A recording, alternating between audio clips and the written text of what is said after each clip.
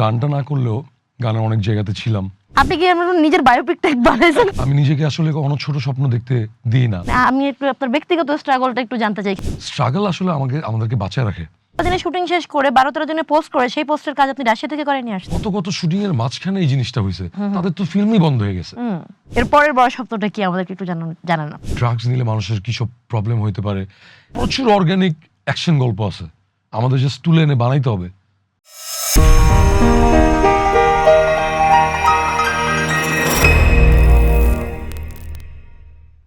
রকস্টাররা নাকি মঞ্চে জন্ম নেয় না, রকস্টাররা জন্ম নেয় স্বপ্ন আর অস্থিরতার মধ্যে। এবার ঈদের নতুন চলচ্চিত্র রকস্টার, সেটা নিশ্চয়ই দেখেছেন, কিন্তু এই রকস্টার বানানোর পেছনে যে ক্রিয়েটর মানে নেপথ্যের রকস্টার, সেই আজমান রুশো আজকে আমাদের সঙ্গে আছে রেড কার্পেট উইথ জেরিতে। ভাই কেমন আছেন? আম গুড। এই যে আপনি যে রকস্টার বানাইছেন সেটা আসলে আপনাকে দেখেই মনে হচ্ছে you're the perfect fit to make a rockstar in Bangladesh. Thank you. মানে আপনি তো এমনিতেও আসলে রকস্টার, মানে আপনি তো একটা সময় নিজেই গান করতেন, এখনো কি করেন গান? গান এখন ওইভাবে করা হয় না, অনেক বছর ধরে একটা পজ নিছি, বাট এই সিনেমাতে আবার গানটা না করলেও গানের অনেক জায়গাতে ছিলাম, কিছু লিরিকে কিছু টিউনে, অ্যান্ড পুরোটা কিউরেটর বলা যায় আর কি, পুরো মিউজিকটার কিউরেটর ছিলাম, কিউরেটর হিসেবে কাজ করছি। মানে এই রকস্টার দেখে এই মুহূর্তে হলো যে আমার আপনাকে দেখে আমার মনে হলো যে আপনি কি আমার নিজের বায়োপিকটা বানাইছেন কিনা আমাকে একটু বলেন এবং আমার দর্শককে একটু বলেন ভাই।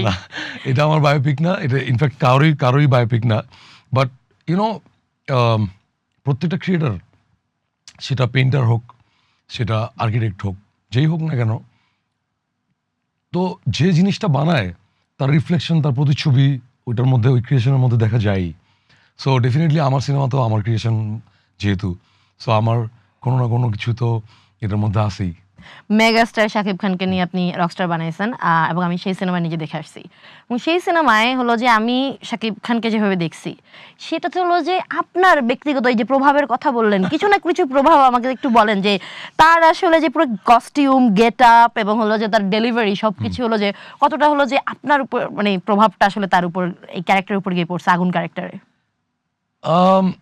আমার বন্ধু বান্ধব বা যারা আমাকে কাছ থেকে চিনে, ওরা তো অনেকে আমাকে বলছে যে তোরে দেখতেছি, আমার ফ্রেন্ডরা আমাকে বলছে যে তোরে দেখতেছি। হ্যাঁ, ভাইয়ার যে ড্রেডলক যে লুকটা ছিল, আমার এক সময় 2016-17 দিকে আমার ওরকম ড্রেডলক ছিল। সো কিছুটা ইন্সপিরেশন তো আসছে ওই জায়গা থেকে। অলসো যেই লাইক ফ্যাশন সেন্সটা যেটা, সো ওইটা তো ডেফিনেটলি আমার কাছ থেকে তো গেছে। পুরোটা কি আপনার ডিজাইন করা?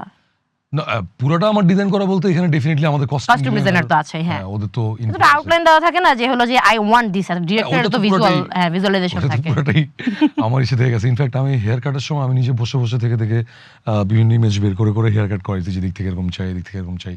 সো ইয়াস, ওটা তো ডেফিনেটলি থাকেই, ছিলই।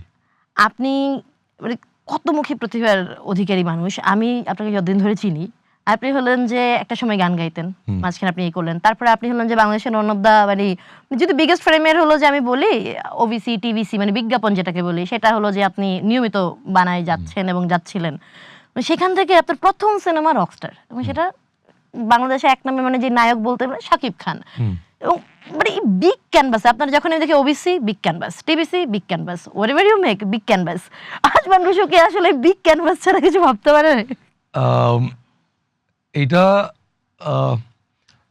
এক অর্থে সত্যি বলতে, মানে আমার স্বপ্ন অনেক বড়, মানে আমি নিজেকে আসলে অনেক ছোট স্বপ্ন দেখতে দিই না বা আসেই না আমার। সো মানুষের ক্যানভাসটা তো আসলে মানে ড্রিমটার উপরে ডিপেন্ড করে, রাইট? আমি আসলে যতটুকু চিন্তা করতে পারি আমার ভিজুয়াল ক্যানভাসটা ততটুকু বড় হয়। ইনফ্যাক্ট যতটুকু চিন্তা করি অত বড় হয়তো করতেও পারি না, কারণ অনেক কিছু থাকে, সার্কামস্টেন্সেস, দেশের প্রেক্ষাপট, আমার দেশের লোকেশন, আমার দেশের মানুষজন, সব কিছু মিলে হয়তো ড্রিমটা পর্যন্ত পুরোটা অ্যাচিভ করতে পারি না। বাট হ্যাঁ, আমি ড্রিমটা দেখি অনেক বড়, স্বপ্নটা অনেক বড়। সো ওই জায়গা থেকে আসলে যখন স্বপ্ন বড় থাকে তখন তো করতে গেলে আসলে ওইটা অ্যাচিভ করার ট্রাই করতে থাকে মানুষ। সো ওইটার কাছাকাছি পৌঁছায় আর কি। সো এই কারণে বিগ ক্যানভাসটা মনে হয় বড় মনে হচ্ছে। নিশ্চয় দর্শক ইতিমধ্যেই জানে যে ব্যাপারটা হলো যে আপনি রোজার ঈদের পরে এই সিনেমার শুটিং শুরু করছেন, এবং হলো যে আপনি রোজার ঈদের পরপর শুটিং শুরু করে আপনি হলেন যে কোরবানি ঈদে ঈদুল আজহাতে আপনি এই সিনেমা মুক্তিও দিয়ে দিচ্ছেন। এত বড় বাজেটের একটা সিনেমা, মানে আমি একসময় হলো যে রকস্টার ইন্ডিয়াতে হলো যে ইমতাজ আলী যে রকস্টার বানাইছে, সেই রকস্টার বানানোর সময় আমি দেখছিলাম একটা ইন্টারভিউতে ইমতাজ আলী বলছে যে তার ওজন 10-15 কেজি কমে গেছে। আপনি তো হলো যে আরো একটা শর্ট একটা টাইমিং এর মাঝখানে এই হলো যে মাস্টারপিস বানানোর ট্রাই করছেন। আমি একটু আপনার ব্যক্তিগত স্ট্রাগলটা একটু জানতে চাই, এখানে কি আসলে ফিল করছেন? ইমতিয়াজ আলীর মতো আমারও ওয়েট কমছে অনেক। এটা কি ভালো না খারাপ?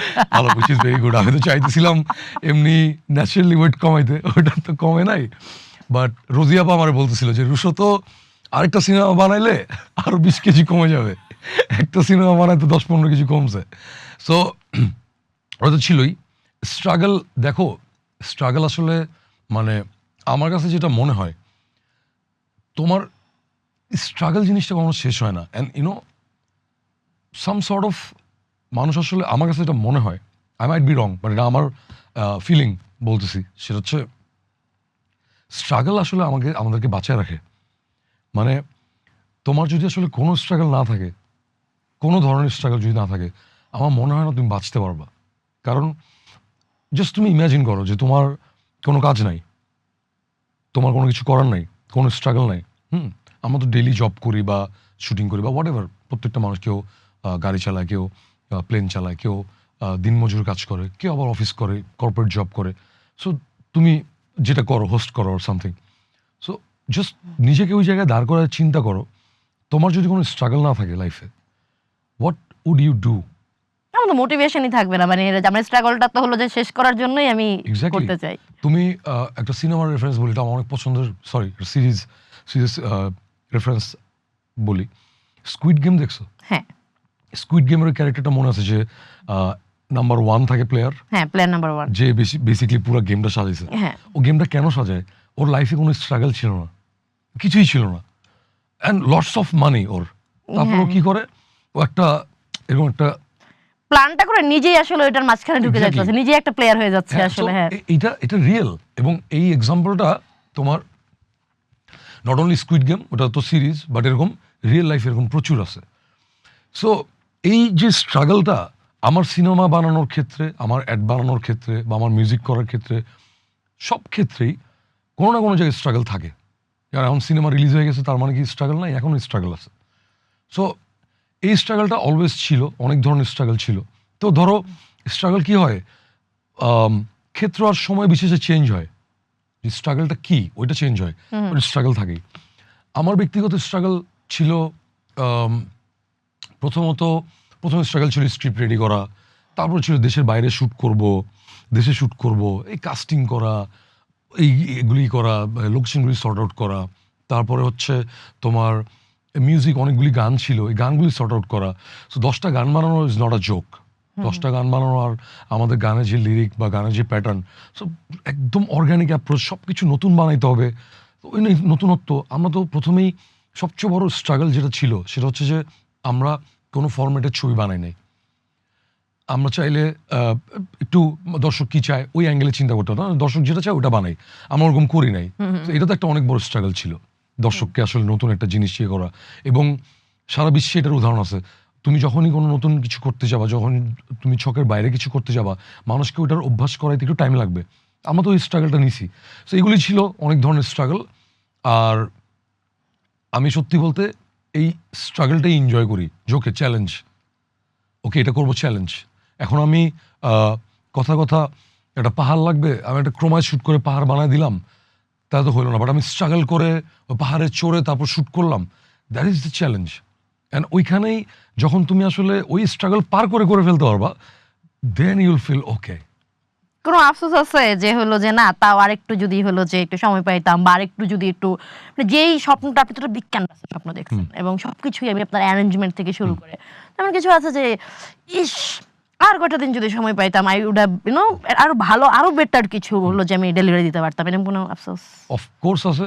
আমার জীবনে প্রথম ডিরেকশন দেয়া অ্যাড ফিল্মটা থেকে শুরু করে লাস্ট ডিরেকশন দেয়া রকস্টার পর্যন্ত, প্রত্যেকটা কাজে একটা জিনিস কমন, সেটা হচ্ছে ধরো আমি যেসব বিজ্ঞাপনে আমি অ্যাওয়ার্ড পাইছি, যেসব বিজ্ঞাপনে অনেক প্রশংসা পাইছি, ইনফ্যাক্ট রকস্টারের টিজারটা যখন ছাড়ি 16টা-17টা দেশে ইউটিউব ট্রেন্ডিংয়ে চলে গেছে অ্যান্ড ম্যাসিভ রেসপন্স, বাইরের দেশে রিভিউয়াররা রিভিউ করতেছে। টিজারেও আমার অনেক আক্ষেপ ছিল যে এই শটটা একটু ভিএফএক্সটা একটু ঠিক করতে পারতাম। তো এরকম আসলে আমার প্রত্যেকটা কাজে থাকে, নট অনলি রকস্টার, প্রত্যেকটা কাজে আমার এরকম থাকে। যেসব কাজ আমি সবাই বলতেছে ভাই কি বানাইছেন, ধরো জিপিজি কাজটা অ্যাওয়ার্ড পেলাম রিসেন্টলি, ওই যে একের মধ্যে অনেক, হ্যাঁ তারপরে ফ্রেশ 50 ইয়ার্স, ওইসব কাজেও আমার অনেক অনেক আক্ষেপ আছে, আরে এই শটটা একটু ঠিক হতে পারতো। তো রকস্টারের ব্যাপারে আমার যেই আক্ষেপটা বা যেই আফসোসটা আছে যে আরেকটু হইতে পারতো, সেটা আমার স্ক্রিন প্লে নিয়ে, স্ক্রিন প্লেটা একটু হইতে পারতো। তারপর হচ্ছে আমরা পোস্ট প্রোডাকশনে যদি একটু টাইম পেতাম, ধরো অনেক বেশি রাশ টাইম না, আমরা শুটিংটা করে ফেলছি ঠিকঠাক মতোই, বাট পোস্ট প্রোডাকশনে আসলে আমার আরেকটু টাইম দরকার ছিল, যে টাইমটা হইলে আরেকটু ভালো হতো। কেমন সময় পাইছেন পোস্ট প্রোডাকশনে? কারণ সময় তো আসলে শুটিং তো আপনি মালয়েশিয়া, এবং আরেকটা বড় ব্যাপার হলো যে আপনি যে শুটিং দেশে করছেন তার তো দেশের বাইরেও হলো যে আপনার শুটিং ছিল, তো এই পুরো টাইম লাইনটাই তো আসলে খুব টাইট গেছে। পোস্ট প্রোডাকশনে কিরকম সময় আপনি করছেন? পোস্ট প্রোডাকশনে সব কিছু মিলে শুটিং শেষ করার পরে আমি 12-13 দিন, এরকম নিয়ার 12-13 দিন এরকম টাইম। ওই কথাই বলতেছিলেন আপনি ব্যাকস্টেজে, যে হলো যে 12-13 দিন আপনি শুধু প্যানেলে ঘুমাইছেন, মানে একদম র্যান্ডম টানা। মানে আমার তখন রুটিন ছিল এরকম, আমি এভরিডে সকাল 8টা-9টার দিকে প্যানেল থেকে বের হতাম, গিয়ে বাসে যেতাম, আর বাসা থেকে প্যানেল অনেক কাছাকাছি, তো 5 মিনিটস লাগে যেতে। তো প্যানেল থেকে বের হয়ে বাসে যেতাম, বাসে যাওয়ার পরে 2 ঘন্টার মতো ঘুমাইতে পারতাম, কারণ আমি তো সারা রাত এডিটরকে নিয়ে প্যানেলে কাজ করতাম। বাট বাকি যে টিমগুলি আছে, ধরো মিউজিকও রাতে কাজ করতো নীরব, বাট আরও অনেক টিম আছে, সাউন্ড, ডাবিং, ওরা তো দিনে কাজ করতো। তো যেটা হয়তো আমি সারা রাত কাজ করে 8টার দিকে বাসায় যেতাম, বাসায় যাওয়ার পরে ঘুমাইতাম। তো ঘুমানোর পরে তুমি চিন্তা করো, বাসায় গিয়ে ফ্রেশ ট্রেশ ঘুমাইতে ঘুমাইতে বেজে যেত 9টা। তো এরপরে 10টা-10:30টার মধ্যে আবার ওই ইন্ডের কাজ শুরু হয়ে যেত, ডাবিং অ্যান্ড যেগুলি আছে, কালার অ্যান্ড বাকি ডিপার্টমেন্ট যেগুলি আছে। সো ওরা ফোন দেওয়া শুরু করতো, কারণ আমাকে লাগবে স্বাভাবিকভাবে। হ্যাঁ, আমাদের যদি অনেক টাইম থাকতো তাহলে ওরা কাজ করে আমাকে পাঠাইতো, আমি ফিডব্যাক দিতাম, আবার করতো। বাট ওই টাইমটা তো আমাদের ছিল না, প্রত্যেকটা জায়গায় আমার নিজেকে ইনভলভ থাকা লাগছে। সো যেটা হয়তো এভরিডে আমি 8টার দিকে যাইতাম, বাসায় গিয়ে ঘুমাইতাম, 10টা-10:30টার মধ্যে আবার অন্য ডিপার্টমেন্ট থেকে কল আসা শুরু হতো। তো আমি যেতাম, অ্যান্ড মানুষের যেটা হয়, বিশেষ করে আমার ক্ষেত্রে যেটা হয়, ঘুম না হলে আমার চোখ জ্বলতে থাকে, কনসেন্ট্রেট করতে পারি না, অনেক ধরনের প্রবলেম হয়, ফিজিক্যাল প্রবলেম যেগুলি। বাট ওগুলিকে পাত্তা দিতাম না, যে আমি যদি ওখানে ফোকাস করি যে আমার খারাপ লাগতেছে অর সামথিং, তাহলে এটা কি হবে। সো ওই রকম আসলে চ্যালেঞ্জের মধ্যে দিয়ে কাজটা করলাম। এখন আমরা একটা এক্সটেন্ডেড ভার্সন রেডি করতেছি, আচ্ছা, which is like you can call it director's cut, যেটা আমরা প্রবাবলি চরকিতে আপনাদের স্ট্রিমিং পার্টনার, তো চরকিতে যাবে। এই যে 12-13 দিনের মাঝখানে আপনি পোস্ট শেষ করলেন, এর মাঝখান থেকে আপনি আবার হলো যে এই জিনিসপত্র রাশিয়া থেকে হলো যে কাজ করে নিয়ে আসছেন, মানে সেই গল্প শুনবো, আনবিলিভেবল ম্যান। আই মিন 12-13 দিন, তার মাঝখানে মানে এই কদিনে শুটিং শেষ করে 12-13 দিনে পোস্ট করে সেই পোস্টের কাজ আপনি রাশিয়া থেকে করে নিয়ে আসছেন। এখানে 12-13 দিন, এখানে একটা অন্য ক্যাচ আছে, ওটা আমি তোমাকে একটু বুঝাই বলি। সেটা হচ্ছে, আমরা তো শুটিং শুরু করছি মার্চের 24 তারিখে। ইন বিটুইন যে পোস্টের কাজ একদম হয় নাই তা না, ওটা তো একটু যে শুটিং হয়ে গেছে, একটু কিছু জিনিস আগায় রাখা, একটু ক্র্যাক করছি, একটু এডিট করছি, একটু কালার করছি, কিছু ভিএফএক্স করছি, তো টুকটাক কাজ হয়েছে। বাট আমার এক্সপিরিয়েন্স সেটা হচ্ছে, তুমি যতই শুটিং চলাকালীন সময় কালার করো বা ভিএফএক্স করো বা এডিট করো, যেটাই করো, অ্যাজ এ হোল জিনিসটা সব মশলা না থাকলে তো আপনি আসলে রান্নাটা কি হইতেছে বুঝতে পারতেছেন না। তোমার আসলে দেখো, একটা খুব ইজি একটা ক্যালকুলেশন বলি, 2.5 ঘন্টার একটা সিনেমা তুমি যেই ডিপার্টমেন্টেই কাজ করো, তোমার তো দেখতেই 2.5 ঘন্টা লাগবে। হ্যাঁ, তো তুমি একদিনে কয়বার দেখতে পারবা? তুমি 12 দিনে কয়বার দেখতে পারবা সিনেমাটা? হ্যাঁ, তো এটা একটা হিউজ চ্যালেঞ্জ। অ্যান্ড অলসো আমরা এই সিনেমাটার জন্য আমরা স্পেসিফিক একটা লেন্স, আমাদের ক্যামেরার মনির ভাই, উনি একটা স্পেসিফিক লেন্স, আমি আমার DOP Mamun. So Mamun was telling me from the day one যে ভাই, এই সিনেমাটা আমরা একটা অ্যানামরফিক লেন্সে শ্যুট করি। সো মামুন আমাকে প্রথম ইন্ট্রোডিউস করায় অ্যানামরফিকের সাথে। এটা অনেক আগে ইন্ট্রোডিউস করাইছে, অনেক আগে। মামুন আমাকে বলছিল, এটা হচ্ছে আমরা একটা অ্যাড শ্যুট করতেছিলাম ফ্রি ফায়ারের, ডট বার্থ এজেন্সির শাওন ভাইয়ের একটা কাজ ছিল, এটা ছিল ফ্রি ফায়ারের একটা কাজ। সো তখন মামুন আমার বলছে ভাই এই বিজ্ঞাপনটা আমরা অ্যানামরফিকে শ্যুট করবো, অ্যানামরফিকে শ্যুট করবো। অনেকবার বলছে, তখন আমার বলছে যে অ্যানামরফিক কি, আমার একটু বুঝা। তো আমাকে বুঝাইলো যে ভাই দিস ইজ অ্যানামরফিক। অ্যান্ড তখন আমরা অ্যানামরফিক লেন্সে ওই অ্যাডটা শ্যুট করি। এটা আমার সিনেমা কাজ শুরু করার 6 months অ্যাগো। তখন আমি জানিও না যে আমি সিনেমা করবো নাকি, আমি অ্যাডেই ওইটার এক্সপেরিমেন্টটা করছি। তো আমি অনেক মজা পাইছি। তো মামুন যখন আবার আমাকে এই ছবির জন্য বলছে ভাই এটা অ্যানামরফিকে করবো, তখন আমরা মনির ভাইয়ের সাথে ডিসকাস করলাম যে ভাই আমাদের অ্যানামরফিক লাগবে, আপনি এটা কিনেন। সো উনি এটা কিনছে আমাদের জন্য, প্রায় 2-2.5 কোটি টাকা খরচ করে কিনছে। তো অ্যানামরফিকে শ্যুট করার পরে আমাদের যেটা হয়েছে যে পোস্ট প্রোডাকশনটা কেন আরও বেশি চ্যালেঞ্জিং হয়ে গেছে, সেটা হচ্ছে অ্যানামরফিকে শ্যুট করলে যেটা হয় তোমার ফুটেজের সাইজ অনেক ভারী হয়ে যায়, ইউজুয়ালি যেরকম সাইজ থাকে তার চেয়ে অনেক ভারী হয়ে যায়। এর মধ্যে আমরা যেহেতু রাশিয়াতে করতেছি, একবার ফুটেজ ওখানে আপলোড করতে হবে, তারপর রাশিয়াতে ডাউনলোড করবে, ডাউনলোড করার পরে ও কালার করবে, কালার করার পরে আরেকবারও আপলোড করবে, আরেকবার আমরা ডাউনলোড করবো। Oh God. 4 বার, 2 বার আপলোড, 2 বার ডাউনলোড। সো এটা একটা টাইম কনজিউমিং ব্যাপার। তো আমরা কালারে আমরা মানে করেও ফেলছি, পুরো ছবিটাতেই সুন্দর মতো কালার করছি। বাট যেটা হয়েছে যে ধরো আমাদের আসলে এই সব কিছু মিলায় এই মানে প্রসেসটা আসলে আরামদায়ক ছিল না। একটা আছে যে তুমি শ্যুট করছো, তো আরামসে ঠান্ডা মাথায় এডিট করছো, করে দিন তুমি কালার করছো, কালার করে তারপর তুমি এডিট করে তুমি 4 বার 5 বার 6 বার একটা ডিরেক্টর দেখে, দেন আবার চপ করে, কিছু প্লাস করে মাইনাস করে, অনেক সময় ফিল হয় যে আচ্ছা একটা সিন লাগবে, শ্যুট করি। আমাদের ওই রুমটা ছিল না, ওই রুমটা একদমই ছিল না যে ওকে ঠিক আছে আমি দাঁড় করেছি জিনিসটা। আবার হলো যে আমি ঠিক এই রুমটা কেন ছিল না, মানে বাংলাদেশে হলো যে ঈদের সময় যেটা হয়ে থাকে একটা চাপ থাকে ঈদের সিনেমা রিলিজ দেওয়ার, কিন্তু ঈদের বাইরে তো সিনেমা আমাদের এই মোমেন্টে কেন হিট হয় না আমি জানি না। এটা কি আসলে ওই ধরনের কোনো ভাবনা ছিল যে না এটা ঈদেই আমাকে দিতে হবে এবং ঈদে না হলে আমি বেকায়দা পড়ে যাব, ওই ধরনের কিছু ভাবনা থেকেই কি এই তাড়াহুড়াটা? এইটা তো এক ধরনের তো থাকেই, ঈদে এটা তো এক ধরনের থাকেই। আমরা এবার যে প্রবলেমে পড়ছি সেটা আসলে কারো ইচ্ছাকৃত ক্রিয়েট করা প্রবলেম না, প্ল্যানটা আসলে এরকম ছিল না। বাট যেটা হয়েছে সেটা হচ্ছে ধরো উনি একজন মেগাস্টার, তো উনার ঈদে 2টা সিনেমা আসবে, এটা একটা চিরন্তন বিষয় হয়ে গেছে বাংলাদেশে। এবং তুমি চিন্তা করো, জাস্ট ইম্যাজিন সাকিব খানের যদি কোনো ঈদের সিনেমা না আসে, কতগুলি হল বন্ধ হয়ে যাবে।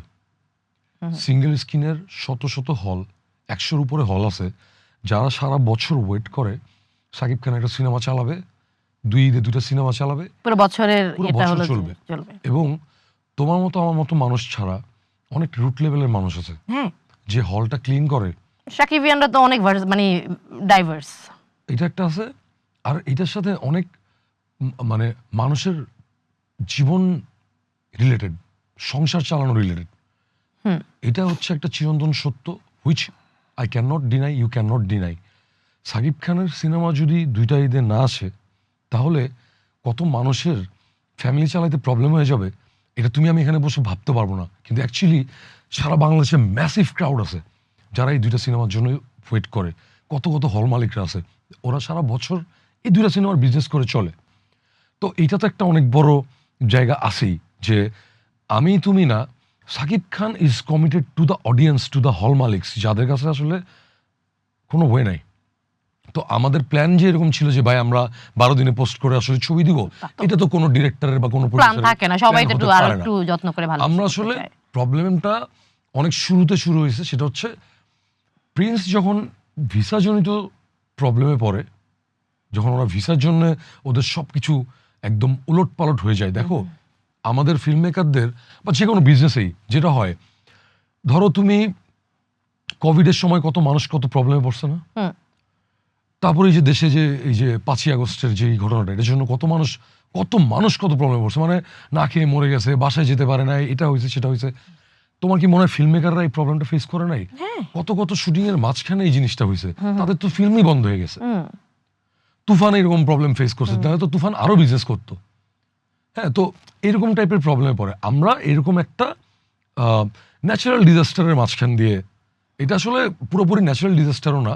সো প্রিন্স যখন ওই ভিসাজনিত জটিলতায় পড়ে যখন পুস্কায়, তখন রকস্টারের শুটিংটা অটোমেটিক্যালি পুস্কে এখানে পিছনে চলে আসছে। বাট আমাদের তো কমিটমেন্ট দেয়া, আমাদের তো করতে হবে। তারপরও আমরা একটা ভিন্নধর্মী একদম একটা brand new genre for this industry, আমাদের ইন্ডাস্ট্রির জন্য একটা নিউ জনার, একটা musical film, and you know Shakib খানের জন্য একটা নতুন ক্যারেক্টার, ওনার অডিয়েন্সদের জন্য একটা নতুন জিনিস, অ্যান্ড সব কিছু মিলে আসলে আমরা আসলে এই পুরা জার্নিটাতে আমাদের আসলে এখনো পর্যন্ত ওই ফিলিংটাই আছে যে আমরা গাট ফিলিংয়ের উপরে বানাইছি জিনিসটা, ইনস্টিংক্টের উপরে বানাইছি জিনিসটা, অ্যান্ড এখনো মানুষজন যারা দেখতেছেন তারা অনেক প্রশংসা করতেছেন। হ্যাঁ, কিছু মানুষের ভালো লাগে খারাপ লাগে, ওটা তো অডিয়েন্সের পার্সপেক্টিভ থাকবে, এক একজন এক একটা জিনিস। তারপরে অনেক মানুষের অনেক ভালো লাগতেছে, অ্যান্ড আমার একটা দৃঢ় বিশ্বাস এই সিনেমাটা আসলে যেই জনরার বা যেই টাইপের সিনেমা, যে ড্রামা, ফিলিং, হ্যাঁ, ইমোশনস, লাইক বাবা মায়ের সাথে সম্পর্কের ব্যাপার, ড্রাগস নিলে মানুষের কী সব প্রবলেম হইতে পারে, এটা একটু স্লো বার্ন প্রসেস, তো মানুষের একটু টাইম ওয়াইজ জিনিস, লম্বা রেসের ঘোড়া, আপনি সেটা বলে যাচ্ছেন। আই বিলিভ পৃথিবীতে এরকম অনেক সিনেমা আছে যেগুলি আসলে একটু এরকম।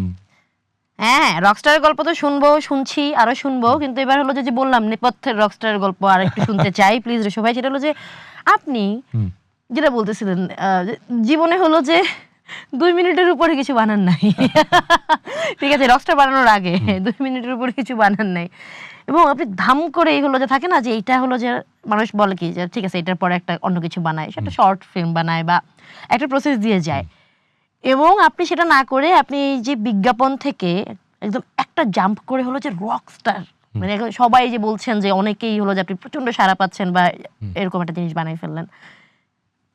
আমি হইলে যে আমার ছোট মন, আমি জিজ্ঞেস করতে যাচ্ছি সেটা হলো যে ভয় লাগে নাই ভাই?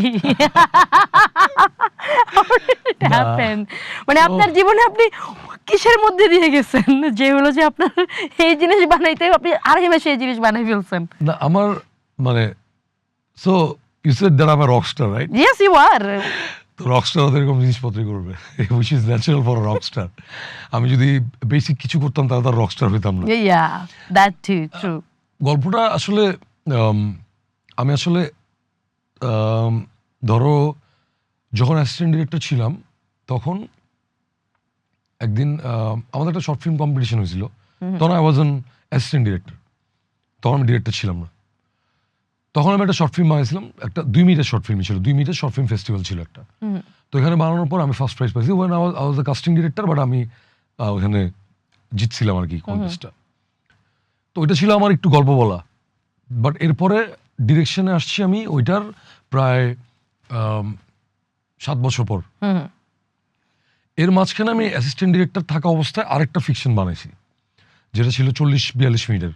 ওটার হিরো ছিল সিয়াম, আর ছিল জোবান, ছিল ফারহান আহমেদ জোবান। আচ্ছা, ওরা দুজন ছিল। তো ওটা তখন ওরা সবাই পিচ্চি কালে, একদম ছোট বয়স। আমরা তখন ওটা মনে হয় 2012-13-14 দিকে বানাইছি। জাম্প ইনটু দিস, আমি ওইটাও আমার অ্যাসিস্ট্যান্ট ডিরেক্টর থাকা অবস্থায় বানানো।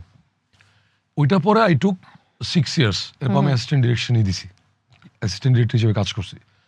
দেন I started directing ad films from 2018 or 2019, এরকম 2018-17 এরকম সময়। এরপরে আমি 26 পর্যন্ত আসলে বানাইছি, কি বলে তোমার বিজ্ঞাপনই বানিয়েছি। এর মাঝখানে আমি আসলে ডিরেক্টর হিসেবে লঙ্গা নারেশন কিছু বানাই নাই। একটা ফিকশন বানাইছিলাম যেটা অ্যাসিস্ট্যান্ট ডিরেক্টর থাকা অবস্থায় বানাইছি। আর ডিরেক্টর হওয়ার পর আসলে আমি র্যান্ডম বিজ্ঞাপন, জাস্ট বিজ্ঞাপন 500 বছর টানা বিজ্ঞাপন বানাইছি। আমি ভুল হওয়ার চান্সেস কম। আমি 250 অ্যারাউন্ডস টিভিসি ওভিসি সোফার বানাইছি। এরপরে আসলে আমার মাঝখানে অনেকবার আমার প্ল্যান ছিল যে ওই যে আবার মামুনের কথা আছে, মামুন আর আমি অনেকবার প্ল্যান করছিলাম যে একটা শর্ট ফিল্ম বানাবো। আমি একটা দারুণ একটা স্টোরি লিখছিলাম, মামুনকে শোনাইলাম। মামুনকে শোনানোর পর মামুনও বলতেছে ভাই চল এটা বানাই, একটা সার্ভাইভাল একটা স্টোরি ছিল, মেবি কোনো একদিন বানাবো। তো আমি এরকম আস্তে আস্তে মামুন আর আমি করতাম, আর মামুন আমাকে অনেক পুশ করতো, ভাই তুমি একটু স্টোরি টেলিং, একটু লম্বা নারেশন কিছু বানাও। তোমার কাজী সাবির মানে ওই যে ক্যারেক্টারের কথা মনে পড়ে, আসলাম ক্যারেক্টারের কথা মনে পড়ে যাচ্ছে। মামুন আবার ওইরকম না আমার ওরকম মানে সাবিরের মতো ওরকম না, বাট অত হ্যাঁ। ও হচ্ছে আমার ওয়ার্কিং বাডি আর কি। আচ্ছা আচ্ছা। মানে আছে না, ও আর আমি অনেক ব্রেনস্টর্মিং করি, কাজ নিয়ে আলাপ করি, কাজের বন্ধু আর কি মামুন আমার। আচ্ছা অ্যান্ড আচ্ছা। Basically he is my colleague. তো কলিগ অ্যান্ড মানে হার্ট টু হার্ট ব্রাদার থাকে না কিছু, হ্যাঁ হ্যাঁ। ওর আমার heart to heart brother connection আছে একটা। বাট আমরা আসলে কানেক্টেড ফ্রম ওয়ার্ক ফার্স্ট, আমরা আসলে কাজের মাধ্যমে আগে কানেক্টেড, আগে কানেক্ট। পরে গিয়ে হ্যাঁ। তো ওরা আর আমার দুঃখ মন খারাপ এগুলি কাজ নিয়ে বেশি, পরে আসলে অন্য জায়গায় যায়। তো আমরা এরকম এরকম অনেক ইয়ে করতাম, বাট সামহাও মেবি এটা আল্লাহর ইচ্ছা যে উনি আসলে আমাকে, আল্লাহ আসলে আমাকে করতে দেয়নি সামহাও ওই শর্ট ফিল্ম বা এনি লঙ্গার নারেশন আমার হয় নাই। মেবি আমার আল্লাহর ডেফিনেটলি আল্লাহর ইচ্ছা ছিল যে আমি প্রথম কাজটাই করবো মেগাস্টারের সাথে, বা প্রথম কাজটাতে আমি এত ভালো সান কমিউনিকেশনের মতো, সরি সান মোশন পিকচার্সের মতো এত ভালো প্রডিউসার পাবো, অজয় দা, অঞ্জন দা, ওনাদের মতো এত ভালো প্রডিউসার পাবো। এটা হয়তো আমার লাক ভালো অনেক, দ্যাটস ওয়াই আমি ওনাদেরকে পাইছি, সাকিব খানকে পাইছেন এত বড় স্কেলে। আমার যে ইমাজিনেশন ওটাকে ম্যাচ করার মতো প্রডিউসার যদি না পাইতাম তাহলে জীবনেও আমি এরকম স্কেলে জিনিস বানাতে পারতাম না। আমি শুনছি ভাবি এটা মানে হলো যে কোই প্রোডিউসার বা something like that. Basically she is the producer of Pinwheel films. আচ্ছা আচ্ছা আচ্ছা। সো এটা তো আসলে মেইন স্পন্সর বলো, ফাইন্যান্সার বলো, মেইন প্রডিউসার তো সান মোশন হ্যাঁ হ্যাঁ পিকচার্স। হ্যাঁ একদমই তাই। বাট আমাদের তো মানে on root level, on you know অ্যাকশনে অনেক প্রডিউসাররা কাজ করে, লাইন প্রডিউসার, হ্যাঁ হ্যাঁ। সহকারী এক্সিকিউটিভ প্রডিউসার, হ্যাঁ সাপোর্টিং এক্সিকিউটিভ প্রডিউসার, ওরা থাকে তো। So she is one of them. But আচ্ছা হ্যাঁ, মানে আমাদের হলো যে ইপি টিম বা হলো যে ওই প্রোডিউসার টিমের হলো যে she is one of them. She is one of them. আর main producer basically Anjan da, Ajay da, ওরা। আচ্ছা সান মোশনের হলো যে যারা ব্যানারে। সান বেসিক্যালি এটার core producer. And Asad bhai আছেন একজন, আসাদ ভাই হচ্ছেন ওনাদের মাঝখানে আর আমাদের মাঝখানে যে মেইন যে কোঅর্ডিনেশনটা আসাদ ভাই করে। উনি আসলে আমার এই ছবিতে, আমি ওনাকে সবসময় থ্যাঙ্কস দিয়ে যাব, এই পুরো জার্নিতে উনি আসলে আমার একটা অনেক বড় ক্যারেক্টার প্লে করছে, মেইনলি পোস্ট প্রোডাকশনে। রাত দিন উনিও আমার সাথে, ওই যে কদিন আমি প্যানেলে ছিলাম উনিও ছিল। আপনি প্রথমে এসে বলছিলেন ভাই যে হলো যে আপনি বড় স্বপ্ন দেখেন, যেহেতু একটা বড় স্বপ্ন দেখেছেন সেটা বাস্তবায়নও করে ফেলেছেন। এর পরের বড় স্বপ্নটা কি আমাদেরকে একটু জানান চাই। সো আমি আসলে একদমই বিজ্ঞাপন আমার হচ্ছে মানে মেইন অ্যারেনাটা, আমার জায়গাটা বিজ্ঞাপনের। আমি জন্ম হয়েছি বিজ্ঞাপনে। আমি এতদিন 5-6 বছর 7 বছর বিজ্ঞাপনই বানাইছি, এবং যতদিন আমি অ্যাসিস্ট্যান্ট ডিরেক্টর হিসেবে কাজ করছি বিজ্ঞাপনেই কাজ করছি। This is my first cinema. আমি কোনো সিনেমার ডিরেক্টরের সাথে অ্যাসিস্ট্যান্ট হিসেবেও কাজ করি নাই, বা কোনো ডিপার্টমেন্টেও কাজ করি নাই, পুরোটাই আমার মানে ফার্স্ট টাইম। সো আমি আবার বিজ্ঞাপনই বানাবো, বিজ্ঞাপনেই ইয়ে করবো। হ্যাঁ, তবে ডেফিনেটলি সিনেমা বানাবো, ডেফিনেটলি সিনেমা বানাবো। অ্যান্ড বাংলাদেশের অডিয়েন্স যেরকম অ্যাকশন চায়, আমি মনে করি আমার, তুমি যদি আমার বিজ্ঞাপনগুলি দেখো, হ্যাঁ হ্যাঁ। So action is my forte. But কিন্তু প্রথম সিনেমা অ্যাকশন নিয়ে বানান নাই, এটার কি একটা প্রভাব যে হলো বাংলাদেশে ইদানিং হলো খুব সাউথ ঘরানা বা একটু হলো যে মাসালা অ্যাকশন ফিল্ম হইতেছিল, you wanted to give something fresh, একদম এই প্ল্যান থেকে হলো যে এটা করা। একদমই তাই। সব যদি এরকম ডিসুম ডাসুম হয়ে যায় তাহলে মানে দর্শকের ভ্যারাইটিসটা কই থেকে আসবে? এটা তো ধরো লাস্ট রোজার ঈদে আমি একটা কমন কথা শুনছি মানুষের কাছে, দূর এই অ্যানিমেল, এই মারামারি, এইগুলি আর ভাল লাগতেছে না। এটা আমি একটা কমন কথাবার্তা শুনছি।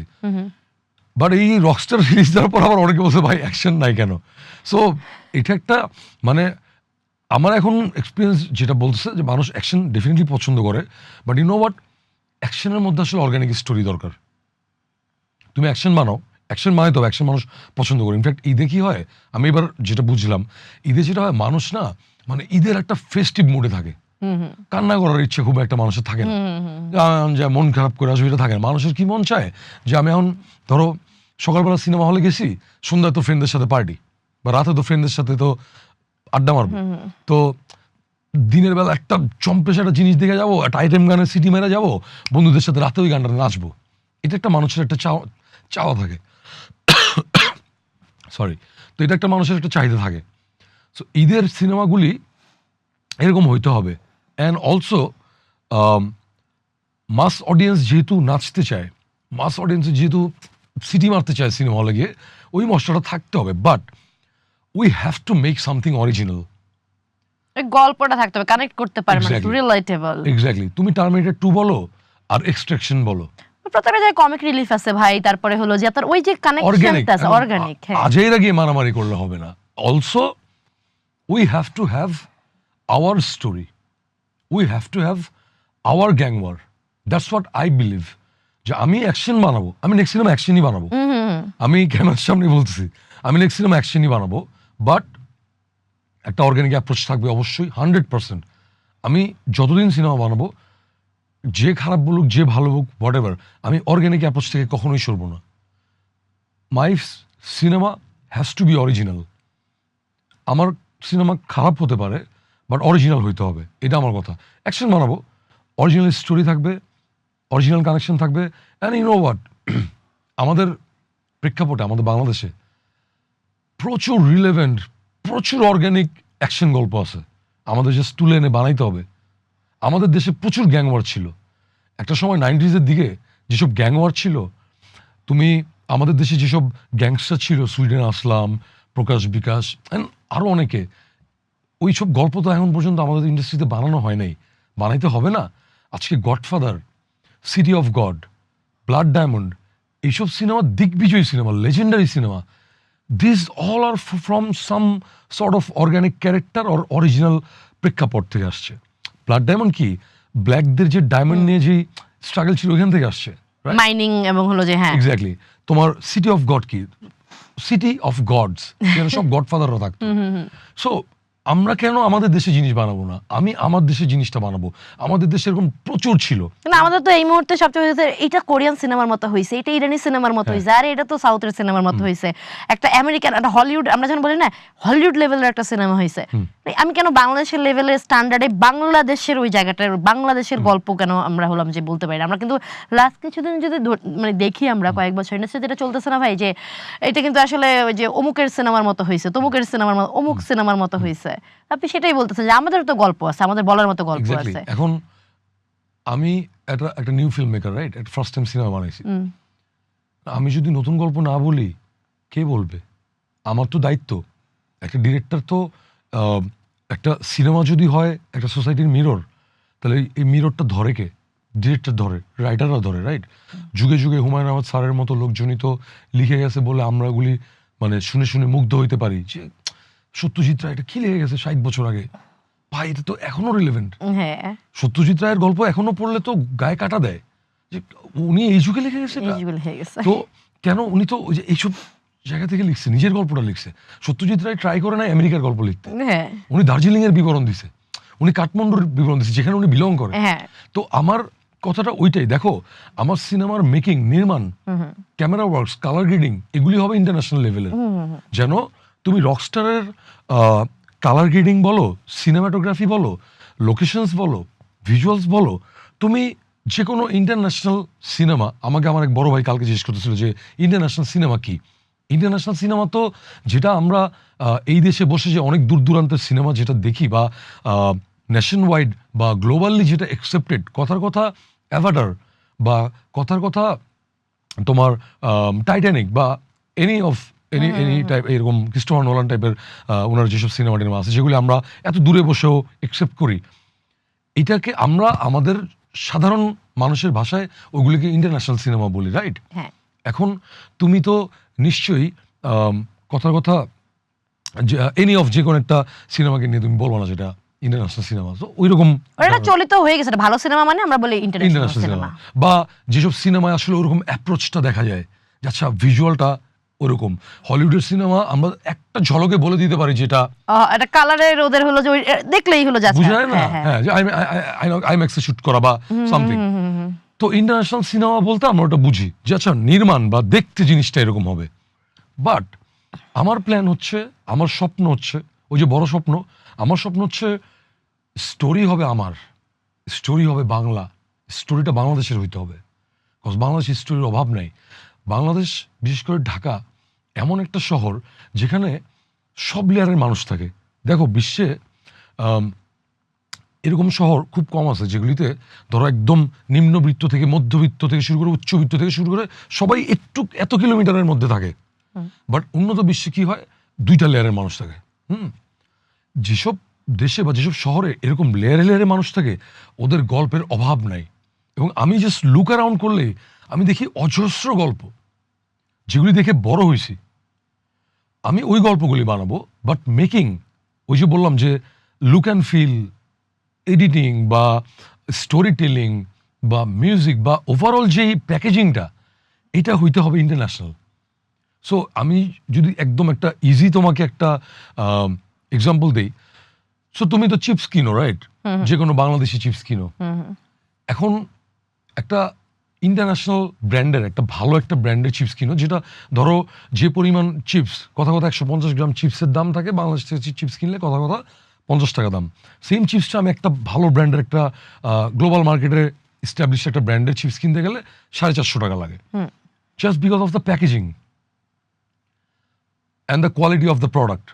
অনেক ক্ষেত্রে প্রোডাক্টটাও সেম হয়, বাট সেম পরিমাণের প্রোডাক্ট জাস্ট প্যাকেজিংয়ের কারণে, ওয়েল প্যাকেজড, ওইটার কারণে অনেক বেশি দামে বিক্রি হয়।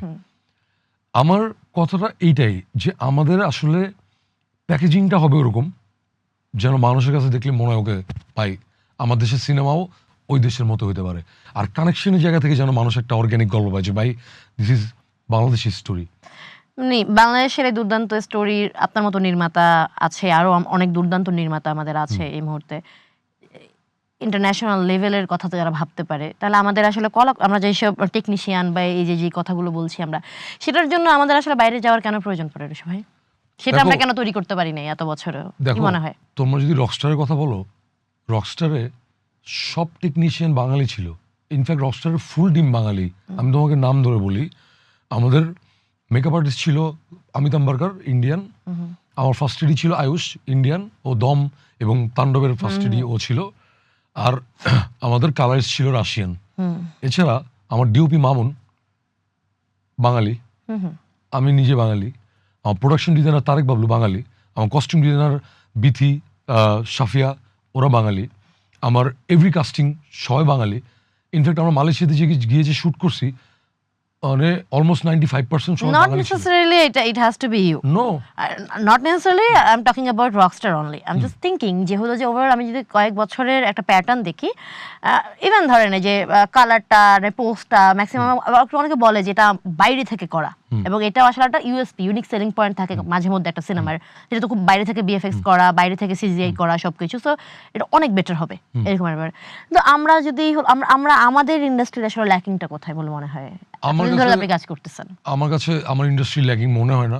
আমাদের রকস্টারের ভিএফএক্স করছে মনন ভাই, ফায়ার ড্রাম স্টুডিওস, ওরা হেভি ইয়াং একটা টিম। আমার ভিজুয়াল যদি তুমি দেখো, ওরা আসলে ইন্টারন্যাশনাল লেভেলের বা যাদের সাথে কম্পেয়ার করা ওদের মতোই করছে। আমার কাছে ল্যাকিংস মনে হয় না। ইউ হ্যাভ টু বিলিভ, আর ডিজাইনটা হইতে হবে। It's all about design, trust me. The way Mamun design rockstar, ও যেভাবে ডিজাইন করছে, ওই ডিজাইনে তুমি আমাদের রোমান্টিক গানটা দেখছো না, যেটা অঙ্কনের তোমার, তো মানে ইটস অল অ্যাবাউট ডিজাইন। তোমার ওই লোকটাকে বিলিভ করতে হবে, ডিজাইনটা হইতে হবে ওরম। মানে ডিরেক্টর ফ্রম ডিরেক্টর, তোমার মামুন বা তারেক বাবলু বা মানে আর্ট ডিরেক্টর বা ডিওপি, ওরা কি করে, ফার্স্ট ডিরেক্টরের কাছ থেকে শুনে যে ডিরেক্টর কি চাইতেছে। It's all about vision. তারপর আমি যখন ভিশনটা দিয়ে দিই, তারপর ওইটাকে আরেকটা লেভেল আপ করে মামুন, ওটাকে নিয়ে চিন্তা করে তারেক বাবলু। সো জিনিসটা হচ্ছে কি, আমি একদমই বিশ্বাস করি না এটা যে আমাদের ইন্ডাস্ট্রির মানুষজনের মধ্যে ল্যাকিংস আছে, একদমই নাই। হ্যাঁ, কিছু হার্ডওয়্যারের ল্যাকিংস অবশ্যই আছে, কারণ ধরো সব কিছুর চেয়ে ঊর্ধ্বে যে ব্যাপারটা, সেটা হচ্ছে মার্কেট, সেটা হচ্ছে অডিয়েন্স। তোমার দেশে 100 কোটি মানুষ নাই, তোমার দেশে মানুষ আছে 18 কোটি। তার মানুষ দেখবে, সিনেমা দেখবে কয় কোটি, তো টাকা উঠবে কয় কোটি। এখন তুমি চাইলেই, তোমার কাছে 1000 কোটি টাকা থাকলেও তুমি চাইলেই একটা ডিভাইস, একটা রোবোটিক আর্ম তুমি 20 কোটি টাকা খরচ করে কিনতে পারবে না। মার্কেটটা তো থাকা লাগবে। 20 কোটি টাকা যেই লোকটা লগ্নি করবে, ফাইন্যান্সার যিনি, ওর তো এই 20 কোটি টাকা গেট ব্যাক করতে হবে, রাইট? এখন 20 কোটি টাকা যদি তুমি হিসাব করে দেখলা, 20 কোটি টাকা উঠাইতে উঠাইতে ওকে আমার ছেলের নাতি গিয়ে পারবে টাকাটা উঠাইতে। হ্যাঁ, আর ওটা তো হয় না, সময়ের সাথে সাথে এই ডিভাইসটা পুরানো হয়ে যাবে। এরকম কিছু হার্ডওয়্যারের ডেফিনেটলি আমাদের দেশে কমতি আছে। আমাদের দেশে কালারিস্ট কি নাই? আমি যে কালারিস্ট কি দিয়ে রাশিয়াতে কালার করছি, ডেনিস, আমাদের দেশে কি ওর মতো ট্যালেন্টেড কালারিস্ট নাই? অবশ্যই আছে। আমাদের দেশে একটা কালারিস্ট আছে, আমি ওর নামটা মেনশন করতে চাই, উমিদ। ব্রিলিয়ান্ট, সুপার কাজ করে ও। এনি রাশিয়ান বা এনি ইন্ডিয়ান কালারিস্টের চেয়েও ভালো করে। তুমি যদি টপ টায়ারের 2-3 জন কালারিস্টের নাম বলো ইন্ডিয়াতে, ওদের সমপরিমাণ কাজ করার মতো অ্যাবিলিটি উমিদের আছে। হ্যাঁ, হয়তো আমাদের কাছে ওরকম প্রপার ডিভাইসটা নাই, সার্ভারটা নাই। আমরা তো সিনেমা চলচ্চিত্র পরিচালকরা সবাই এটা নিয়ে প্রবলেমে পড়ে যে আমরা আসলে সিনেমাটা বানানোর পরে এই ডিসিপি পৌঁছায় দেওয়াটা বা সিঙ্গেল স্ক্রিনে যাওয়াটা এইটা করতে লাগে 2-3 দিন। কেন? আমাদের একটা সিঙ্গেল সার্ভার নাই। যে আমি সিনেমাটা বানাইছি, সার্ভারে আপ করেছি, সবাই পেয়ে গেছে, এই জিনিসটা নাই। এরকম আমাদের অনেক হার্ডওয়্যার অনেক ঝামেলা আছে, বাট মানুষের আর্টিস্টের অভাব নাই। আমি বিলিভ করি আমাদের সেই আর্টিস্টগুলি আছে। এই রকস্টার হলো যে একজন হলো যে সঙ্গীত শিল্পী, তার হলো যে স্ট্রাগল, তার উত্থান পতন, আবার উত্থান, সবকিছু মিলিয়ে অস্থিরতা এবং তার শিল্পের উপজাত কি সেটা নিয়ে আমরা যখন হলো যে এই রকস্টার দেখার আগে আমাদের কাছে রকস্টার ছিল হলো যে উপমহাদেশের হলো যে জর্ডান ক্যারেক্টার, তাই না? যখন হলো যে আমরা বললাম রণবীর কাপুর হলো যে, এবং হলো যে মাথার মাঝখানে যে কুন ফায়া খুন, মানে তারপরে হলো যে নাদান পারিন্দে, এটা বাঁচতে থাকে, রাইট? এবার আই এম শিওর যেটা হলো যে আপনারও অনেক ফেভারিট সং, রাইট? সিনেমা এবং গান। আমাদের রকস্টার গানের জায়গা থেকে, আমরা কিন্তু একজন সঙ্গীত শিল্পীর জীবনে ইয়ে করতেছি, তো সেই জায়গায় হলো যে আমাদের রকস্টারের গানের ব্যাপারে আপনার ফিডব্যাক কি পাচ্ছেন এই মুহূর্তে? গানগুলি ওরকম স্লো বার্ন। আমার একটা ড্রিম ছিল যে আমি একটা অডিও অ্যালবাম বানাবো, অ্যান্ড মানে এখন পর্যন্ত যারা ঠিকঠাক মতো গানগুলি শুনছে, কারণ সবগুলি গান তো রিলিজ হয় নাই, যারা সিনেমা হলে গেছে ওরা তো আর সবগুলি গান পাচ্ছে না। প্রতিদিন আমি আমার নেক্সট যে গানটা রিলিজ হবে, আমি নামে একটা গান, এভরিডে আমি কমপক্ষে 10টা SMS পাই, ভাই প্লিজ আমি গানটা রিলিজ দেন। ওরা একবার করে শুনছে সিনেমা হলে। অ্যান্ড আমি কনফিডেন্টলি বলতে পারি এই অ্যালবামটা পুরোটা আসার পরে এটা বছরকে বছর চলবে, বছরকে বছর চলবে। এটা জাস্ট একদিন এসে থেমে যাবে না। এটা যারা লিসেনার ওদের ভিতরে গেঁথে যাবে এবং এটা লং টাইম চলবে। আর এখন পর্যন্ত ফিডব্যাক খুব ভালো। আমাদের সিনেমায় ওরকম গান সো কল্ড মানে যেরকম গানগুলি হয় যে মানে কি বলে রাতারাতি হিট, এরকম আসলে কোনো গান নাই। আমাদের শুরু থেকে এরকম কোনো প্ল্যান ছিল না কোনো আইটেম গান রাখবো বা এরকম কোনো কিছু, কজ গল্পের মধ্যে আইটেম গানের কোনো স্কোপ আসলে নাই। সো যারা এই গান শুনছে আমি আসলে খুব ভালো ফিডব্যাক পাচ্ছি। অ্যান্ড ইদানিং যেটা হচ্ছে, আমি কয়েকদিন আগে একটা শেয়ার দিছি যে বেশ কিছুদিন গানটা একটা বাচ্চা পিয়ানো বাজাতে বাজাতে গানটাকে কাভার দিছে। মানে আমি আর কি ফিডব্যাক চাইবো? আমাকে একটু আগে একটা বাচ্চার বাবা আমাকে ভিডিও পাঠাইছে একটা, যে একটা পিচ্ছি টিভির সামনে দাঁড়ায় ভালোবাসা দিস গাইতেছে। আমি আর কি ফিডব্যাক চাইবো? আমি জানি এই যে পয়জনটা ঢুকে গেছে, জাস্ট ছড়াইতে থাকবে। It will take a long time, trust me. এই গানের লিরিক তো কিছুটা বোধহয় আপনি বলেন যে আপনারও লেখা, 2-4 লাইনের মতো। দেশে 2-4 লাইন কি শুরুটা আপনার মাথায় এলো যে কেমন আসছে? মানে আপনি তো নিজেই গান লেখেন, নিজেই হলো যে একটা মিউজিক করতেন, তো কিন্তু তারপরে এই গানের সঙ্গে যে রকস্টার সিনেমার সঙ্গে হলো যে এই গানগুলো আমি নেবো, আপনি গান লিখতে অনেক কিছু লিখতে পারতেন না। আমি তো এই গানগুলি এরকম না, আমি সানি নীরব, আমরা মেনলি সানি আর আমি গান বানাইতাম, বানাই তারপর হচ্ছে নীরবের কাছে যাইতাম। তো এরকম না, সানি একদিন ভালোবাসা নিস যদি বলি, সানি একদিন বলছিল যে ওর একটা জাস্ট এই লাইনটা, ওর একটা অন্য গান ছিল, ওই গানের মধ্যে এইটা একটা লাইন ছিল যে ভালোবাসা নিস। তো আমার ওই লাইনটা হুক করছে। আমি বলছি পুরা গানটা না, এই 2 লাইন লাগবে আমার। তারপরে ও যে ভালোবাসা নিস, এবার প্রকৃত গোলাপটা আমি ঢুকাইছি, যে ভালোবাসা দিস তুই ভালোবাসা নিস, প্রকৃত গোলাপ থেকে ভালোবাসা নিস। তো সানি বললো হ্যাঁ এটা ভালো। প্রকৃত গোলাপটা আমার ঢুকানো, ভালোবাসা নিসটা ছিল অন্য গান, ওই থেকে আমি এটা পিক করছি। তারপর সানি আবার আরেকজনকে এটার মধ্যে ইনভলভ করছে, ও আবার এটার পুরো লিরিকটা লিখছে। এরপরে হচ্ছে আবার মাঝখানে একটা ব্রিজ আছে যে সবকিছু ভুলে সবকিছু জেনে বুঝে চুপ করে থাকি, সবকিছু ভুলে তোর হাতে হাত রাখি। ওই লাইনটা টিউন আর লিরিকটা আবার আমার করা, মানে ওই পার্টটা আমার ভালো লাগতেছিল না। সানি যেটা বানিয়েছিল পুরোটা জমে গেছিল, বাট ওই 2 লাইন আমার ভালো লাগতেছিল না। পরে আমি নীরব আর সানি একদিন বসে তারপর ফ্রি স্টাইলে ওই লিরিকটা আর টিউনটা করা হলো আর কি।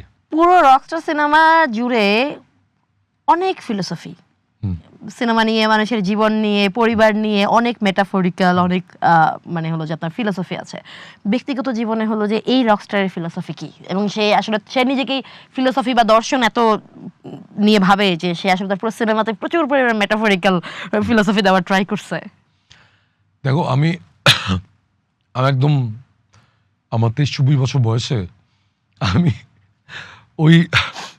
ওই বয়সে আমি নিজেকে ফিলোসফার ভাবতাম, মানে যেটা এখন শুনলে একটু নিজেরই ভাবলে একটু হাসি পায়। বাট আমি আসলে ওই বিভিন্ন মানুষের পার্সপেক্টিভটাকে আমার অনেক ভালো লাগে, মানে আমার ওই ভাবনাগুলি আমাকে অনেক অনেক মজা দেয়, অনেক আনন্দ পাই আমি। কীরকম, ধরো একদিন আমার মাথায় ঢুকলো এরকম যে মানুষের হ্যাপিনেস একটা মিটার আছে। সো শাহরুখ খানও হ্যাপিনেস মানে সুখী হয়, আমিও সুখী হই, একটা রিক্সাওয়ালাও সুখী হয়। আমাদের এলিমেন্ট চেঞ্জ হয়, যে শাহরুখ খান হয়তো একটা 1000 কোটি টাকার ব্লকবাস্টার দিয়ে খুশি হয়, আমি হয়তো একটা বাচ্চা আমাকে একটা ভিডিও পাঠাইছে আমার ছবির গান গেয়ে, এটাতে আমি খুশি হই। একটা রিক্সাওয়ালা বাসায় যাওয়ার সময় বাচ্চার জন্য একটা 10 টাকার হাওয়াই মিঠাই কিনে নিয়ে গিয়ে খুশি হয়। বাট খুশি হওয়ার মিটারটা সেম, আমি ওর চেয়ে বেশি খুশি হইতে পারবো না, আল্লাহ এই অ্যাবিলিটিটাই দেয় নাই। এইটা যেদিন আমার মাথায় ঢুকছে, ওই দিন থেকে আমি আসলে এইরকম পার্সপেক্টিভ চিন্তা করা আমার ভিতরে ঢুকছে আর কি, এই পার্সপেক্টিভগুলি। সো আমি এই জিনিসগুলি যখন ভাবতে পারি, আমার কাছে তখন মনে হয় যে মানুষের জায়গায় দাঁড়ায় আমি আসলে ওর অ্যাঙ্গেলটা দেখতে পারি। এটার জন্য যেটা হয়, মানুষকে ভালোবাসা যায়, মানুষের প্রতি হেট্রেট কমানো যায়। ধরো কথার কথা, আমার একটা ক্লায়েন্ট একটা উদ্ভট ফিডব্যাক দিল, বিজ্ঞাপনে যেটা হয়, উদ্ভট একটা ফিডব্যাক দিল, তো ওই মানুষটাকে হেট করার কোনো রিজন নাই। এখন ধরো আমি যদি ওর পার্সপেক্টিভ থেকে ভাবতে না পারতাম, তাহলে আমার উপরে মেজাজ খারাপ হইতো। বাট যখন তুমি মানুষের ফিলোসফি বোঝার চেষ্টা করবা, যে না ওই উদ্ভট কথাটা কেন বললো, আমি যেটা করতে পারি, এটা আমার একটা পাওয়ার আল্লাহ তাআলা দিছে, আমি টস করে ওর জায়গায় দাঁড়ায় নিজেকে চিন্তা করতে পারি যে ওর জায়গায় আমি থাকলে কেন এই ফিডব্যাকটা দিলাম, তখন আমার কাছে ওর উদ্ভট ফিডব্যাকটা আর উদ্ভট মনে হয় না। সো আমার এই জার্নিটাতে আমি আসলে মানুষকে অনেক ভালোবাসতে চাই, আর আমি অনেক পজিটিভলি কাজ করি।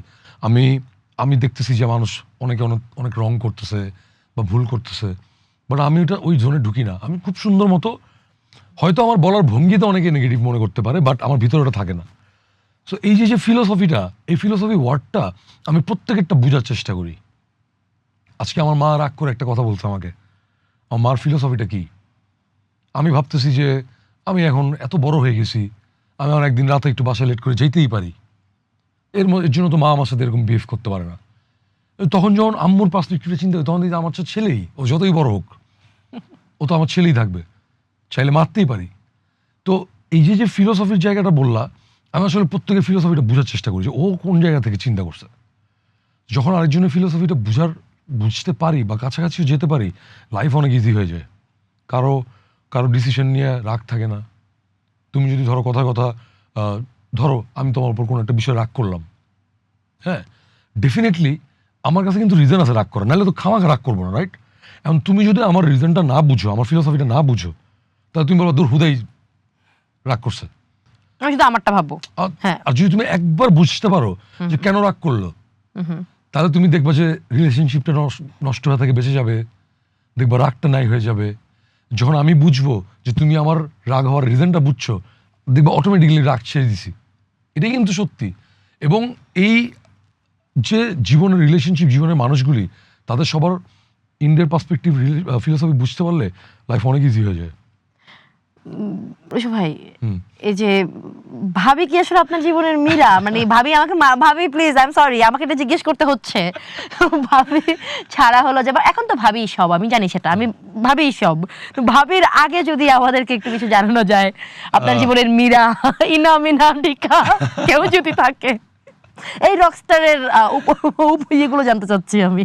এমনিতে তো মানে ভালোবাসা দিস, ভালোবাসা নিস, এটা তো গানেরই লাইন। সো ভালোবাসা দেয়া নেওয়ার মধ্যেই জীবনটা কাটতেছে। আর if she is Meera or not, এটা দেখতে হলে তোমাকে সিনেমা হলে যাইতে হবে। হ্যাঁ, এটা আমি তো দেখে এসেছি, সে মীরা কি মীরা নয়। আমি কিন্তু এই প্রশ্নটা আপনাদের জন্য করলাম দর্শক, এটার জন্য কিন্তু আপনাদেরকে রকস্টার দেখতে যেতে হবে। সিনেমা চলছে, হল মালিকদের ফিডব্যাক কি এই মুহূর্তে? যাদের কথা আপনি বলছিলেন যে যারা আসলে ওয়েট করে থাকে, সেই একটা তাদের তো একটা আলাদা ফিডব্যাক আছে, সেই ফিডব্যাকটা কি? এখানে ওনাদের আসলে মিক্সড রিয়াকশন। কিছু কিছু জায়গা অনেক ভালো গেছে, বগুড়া, যশোর, খুলনা কয়েকটা জায়গা অনেক ভালো গেছে।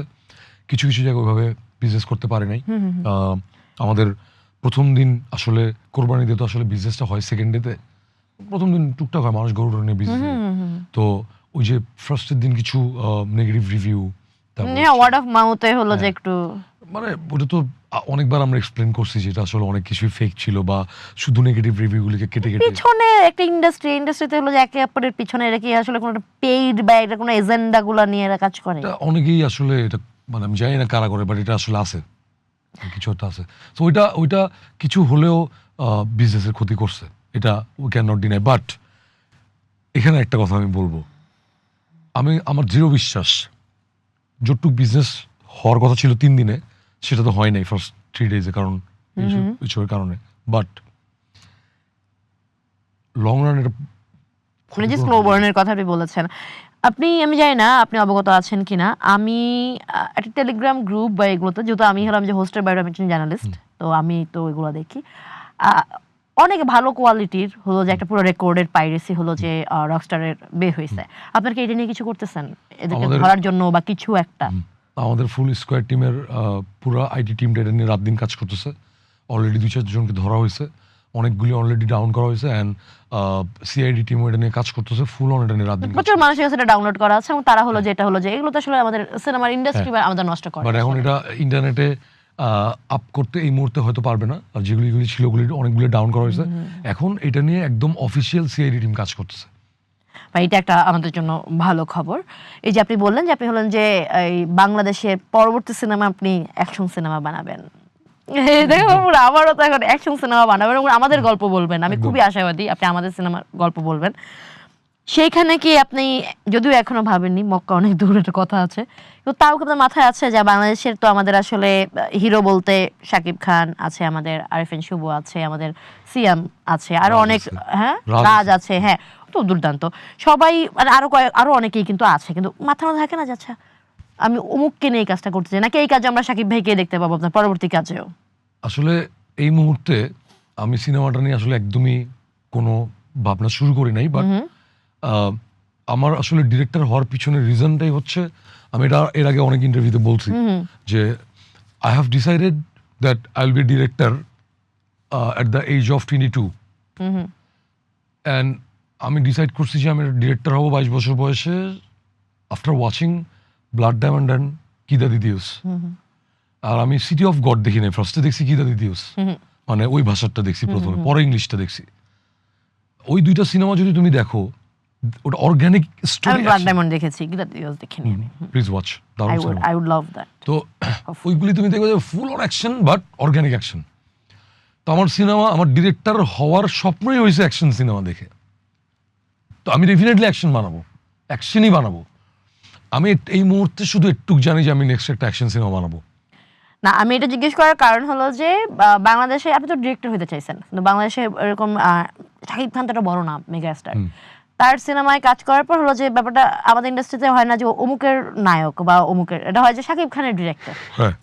এটা আসলে, হ্যাঁ এটা শাকিব খানের ডিরেক্টর। তো মানে সেই ব্যাপারটা হলো যে আপনি কতটা থাকে না যে আচ্ছা একটা সিনেমা আমি ভাইকে নিয়ে বানাইছি, আর একটা সিনেমা হয়তো আমি হলাম যে অন্য আঙ্গিকে ভাববো, বা আমার ডিরেক্টর সত্তাটাকেও আমি আসলে, কারণ একটা সিনেমা বানানোর পর 1 বছর পর একটা মানুষ, আমরা যখন বাইরে কোনো সিনেমা দেখি, আমরা হিরোদের সাথে সাথে আমরা কিন্তু এটাও মাথায় রাখি অমুক ডিরেক্টর বানাইছে, যেই সিনেমার নামগুলো বলেন, হ্যাঁ এটাই তো হওয়া উচিত, এটাই তো director is the boss, directorial media, director is the boss, সেটাই হয়ে থাকে। কিন্তু এখানে আমাদের দেখা যায় যে না, এটা ধীরে ধীরে প্র্যাকটিস একটু অন্যরকম হয়ে যাচ্ছে। আমাদের আসলে নায়কদের নামের উপর বেস করে বা নায়িকাদের উপর বেস করে দেখা যাচ্ছে আমাদের ডিরেক্টরদের নামটা পরে আসতেছে।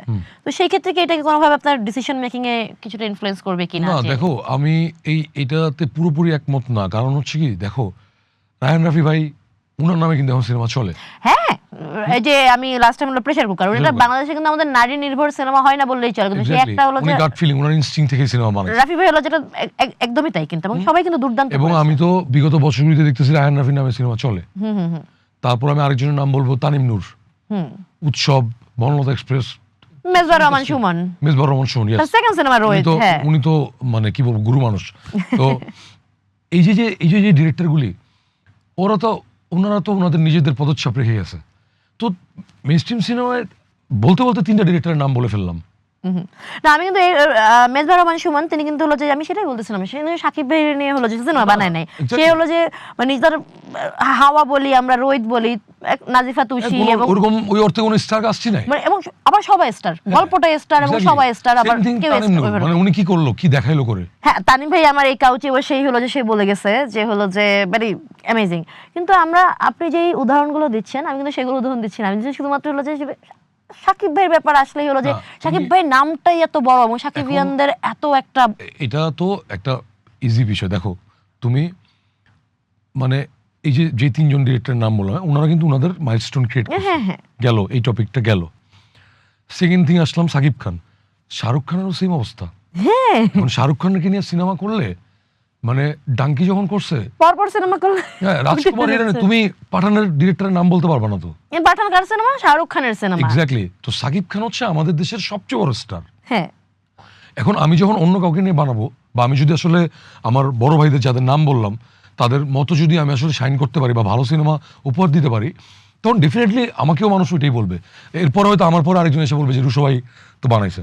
কিন্তু সাকিব খানের স্টারডম, ওনার ফ্যান বেজ, ওনার ফ্যান ফলোয়ারের ধারে কাছে আর কেউ নাই বাংলাদেশে। তো ওনার সাথে সিনেমা করলে আসলে ওনার নামটাই আগে আসবে, এটা একদম চিরন্তন সত্যি। সেটাই আপনি সন্তর্পণে আসলে এড়াই যাবেন কিনা পরবর্তীতে, কারণ আপনার যদি নিজের এটা করতে হয়। দেখো আমার এখন আমি একদম এই সিনেমা ইন্ডাস্ট্রিতে আমি নবজাতক, একদমই নবজাতক। বিজ্ঞাপনে যদি তুমি আসো আমি বলবো ভাই আমি বস, কারণ I have made more than 200 ads. So আমি আসলে এখানে একদম লেজেন্ড প্রুভেন একটা ডিরেক্টর। বাট সিনেমায় যদি তুমি আমাকে বলো, আমি just first time filmmaker, this is my first film. And ইতিহাসের পাতা রিডলি স্কট থেকে শুরু করে, জেমস ক্যামেরন থেকে শুরু করে, ইমতিয়াজ আলী থেকে শুরু করে সবার প্রথম সিনেমা ডিজাস্টার, এদের প্রথম সিনেমা ডিজাস্টার। বাট জিনিসটা হচ্ছে যে এরপরে ওরা, এবং সিনেমার ক্ষেত্রে আমি সেদিন আমার পিপলু ভাই, আমার অনেক পছন্দের একজন ডিরেক্টর পিপলু আর খান, হাসিনা, তারপর হচ্ছে জয়া শারমিন, ওনার বানানো, উনি আমার মানে আমি কোনোদিন ওনার সান্নিধ্য পাইনি, কিন্তু মনে মনে আমি ওনাকে গুরু মনে করি। আমার অনেক পছন্দের একজন ডিরেক্টর, অ্যাপল বক্সার। হ্যাঁ আমি অনেক অনেক রেসপেক্ট করি ওনাকে। তো ওনার সাথে আমার জাস্ট এই 2-1 দিন আগে ফোনে কথা হচ্ছিল, ভাইয়া এখন মেবি ইউএসএতে আছেন, ওনার সাথে আমার ফোনে কথা হচ্ছিল। তো ভাইয়া আমার বলছে রুশো আমি তোমার সিনেমাটা দেখতে পাচ্ছি না, আমি ঢাকায় এসে সবার আগে তোমার সিনেমা দেখবো। উনি আমাকে একটা কথা বলছিল যে ইন্টারন্যাশনাল রিলিজ হচ্ছে না 5 তারিখে, তো হয়ে গেছে, হ্যাঁ ইন্টারন্যাশনাল রিলিজ হয়ে গেছে। তো উনি হয়তো কোনো একটা ট্রাভেল আছে, বাট উনি বাংলাদেশে এসে দেখবেন। তো উনি আমাকে একটা জিনিস বলছে, রুশো একটা জিনিস তোমাকে বলি, সিনেমা কিন্তু সেকেন্ড অ্যান্ড থার্ডটা, সিনেমা কিন্তু ফার্স্টটা না। এবং বিশ্বাস করো আমি তো পুরো একটা জার্নি করলাম, রাইট, ডে 1 থেকে শুরু করে রিলিজ পর্যন্ত, পোস্ট রিলিজ পর্যন্ত। আমার কাছে এখন মনে হচ্ছে পুরাটা একটা লার্নিং প্রসেস। ফার্স্ট সিনেমা না করলে কেউ জীবনেও এই লার্নিং প্রসেস দিয়ে যাইতে পারবে না। আমাদের দেশে রায়হান রাফি অনেক লাকি, ওনার প্রথম সিনেমায় অনেক আলোড়ন সৃষ্টি করছে, এবং উনি তো আসলে সবই হিট দিয়েছে, উনি তো হিট মেশিন, সবগুলোই অনেক ভালো সিনেমা বানিয়েছে। আমাদের তানিমুর ভাইও ব্যাক টু ব্যাক 2টা বিশাল দারুণ দারুণ সিনেমা, ওনাদের হলো যে এক্সপেরিমেন্ট করার ব্যাপারটা ওনারা করেছেও, এবং সেটা আসলে একদম প্রুভেন একটা মেথড তৈরিও করে ফেলেছে, এটা জনরাই তৈরি করে ফেলেছেন ওনারা নিজেদের ডিরেক্টরিয়াল মিডিয়ার। হ্যাঁ এখন আমার এই মুহূর্তে আসলে আমি জানি না, আমি এখন অ্যাকশন গল্পটা যেদিন শেষ হবে, গল্পটা আমাকে বলবে যে আমার আসলে কার সাথে করা উচিত, বা গল্পের উপর নির্ভর করে আরো অনেক কিছু ডিপেন্ড করে। বাট আমি এখন পর্যন্ত আমার কাছে মনে হয় this is too early to think like this, যে আমি কাকে নেব, কি করব। এটা আরেকটা হচ্ছে যে আচ্ছা এখন আমি পদচ্ছাপ ছাড়ার জন্য বা ওনার সাথে কাজ করলে ওইটা ওভার পাওয়ার হয়ে যাবে, আমার মনে হয় না যে আমার এখনো ওই টাইমটা আসছে। সো এই যে বিজ্ঞাপন বানানোর কথা বলছিলেন, আমরা একটু জানবো এই মুহূর্তে হলো যে রকস্টারের তো খ্যাতি সুখ্যাতি, আপনার হলো যে ফিডব্যাক সবই পাচ্ছেন, এবং whatever the experience you are happy it seems like. কিন্তু হলো যে এই মুহূর্তে পাইপলাইনে কি আছে, বিজ্ঞাপন হোক বা এনিথিং, যেটা যে আমরা আসলে ডিরেক্টর আজমান রুশোর আরো কাজ দেখে আমরা হ্যাপি হতে পারি? আমি অলরেডি আরো বেশ 2-3 দিন আগে থেকেই অলরেডি শুরু করে দিছি। আবার আমি এই সিনেমার আগ দিয়ে এক ফেসবুকে একটা স্ট্যাটাস দিছিলাম যে কিছুদিনের জন্য বিজ্ঞাপন থেকে বিজ্ঞাপন বিরতি নিচ্ছি। তো আইল get back, now I am fully back. Already আমি বাংলা লিঙ্কের একটা টিভিসি নিয়ে কাজ করতেছি। বাংলালিংকের স্টারলিংকের সাথে বাংলালিংক একটা ইলন মাস্কের যে স্টারলিংক প্রথমবারের মতো এশিয়ার কোনো দেশ স্টারলিংকে আনতেছে। এটা ওয়াইফাই এনেছিল, এখন নেটওয়ার্ক। আচ্ছা আচ্ছা। তো ওইটা আনতেছে। সো ওইটার একটা থিম্যাটিক অ্যাড হচ্ছে, which is like a very good production and একটা থিম্যাটিক বাংলালিংকের। সো ওইটা নিয়ে অলরেডি কাজ করতেছি। এটা সারা বাংলাদেশ ঘুরে ঘুরে শ্যুট করব এই মাসের মধ্যে। এটা তো জুন চলতেছে না? জুন চলছে। এটা প্রবাবলি জুলাইয়ের 1 তারিখে এটা লঞ্চ হবে টিভিসিটা। সো রাইট নাও আমি ওইটা নিয়ে কাজ করতেছি। একটা স্যাভলন আছে। সো আমি আবার ফুল অন। এরশো ভাই, আপনার হলো যে উত্তরোত্তর সাফল্য যেটাকে বলে সেটা আমরা কামনা করি, এবং হলো যে এই সুখ্যাতি আরো বাড়তে থাকুক। আপনি যেটা বললেন, আপনি সিনেমা ইন্ডাস্ট্রিতে আসলে নবজাতক, তো নবজাতক হয়ে আপনি যে দৌড়টা দিচ্ছেন, আপনাকে খুঁজতে পিছনে দৌড়াইতে একটা ঝামেলা হয়ে যেতে পারে। কিন্তু আমি চাই যে আপনি আমাদের দর্শকদের উদ্দেশ্যে বলেন তাদের কেন রকস্টার দেখা উচিত, এবং হলো যে পরবর্তীতে তারা আপনার কাছে কি এক্সপেক্ট করতে পারে। আমি সবাইকে অনুরোধ করব, রকস্টার একটা মানে আমি বিলিভ করি প্রত্যেকটা মানুষের মধ্যে কোথাও না কোথাও লুকিয়ে আছে একটা রকস্টার। রকস্টার একটা জীবনের গল্প, একটা মানুষের গল্প, একটা মানুষের লাইফে আসলে টাকা পয়সা থাকলে যে সব ধরনের সুখ থাকে না, এরকম একটা গল্প, যে গল্পটার সাথে সবাই কানেক্ট করতে পারবে। সো আমি সবাইকে অনুরোধ করব, আপনারা সবাই রকস্টার দেখেন, এবং দেখেন আপনাদের ভালোই লাগবে হয়তো। এই তো, রকস্টারটা দেখেন, এটা একটা জীবনের গল্প। Thank you so much. প্রথম সিনেমাতেই আলোচনা, সমালোচনা, প্রশংসা সবকিছুই পাচ্ছেন আজমান রুশো।